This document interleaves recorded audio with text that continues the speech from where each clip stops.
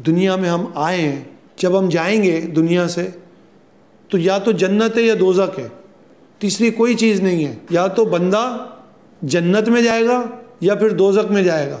आप वो काम कीजिए कि जन्नत में जाएं। There is no other opportunity, no chance. हम यहाँ पर हैं, जब तक जिंदा हैं हमारे आमाल का सिलसिला जारी है। अल्लाह ताला ने बंदे को इख्तियार दिया नेकी व बदी का, अब आपको चूज़ करना है, आपके ऊपर है ये। अल्लाह को राज़ी कीजिए। ज़िंदगी और मौत का नहीं पता, किसी को नहीं पता कि कब उसको मौत आ जाए।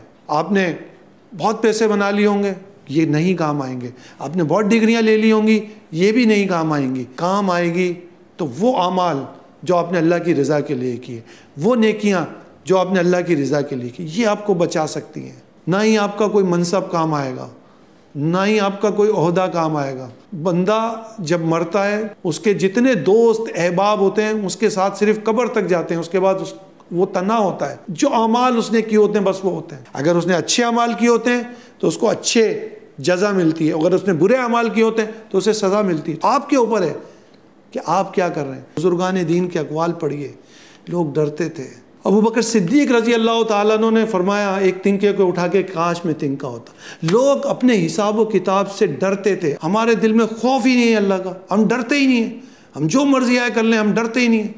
याद रखिए, कर ले जो करना है, आखिर मौत है। कितना भी कर लेंगे, मरना है आपने एक दिन। आपको याद रखना चाहिए, अल्लाह के हुजूर हाजिर होना है। क्या करेंगे? क्या कोई हुजूर पेश कर सकेगा अल्लाह के हुजूर? अल्लाह ताला हमें अपना खौफ नसीब फरमाए, अपना डर नसीब फरमाए।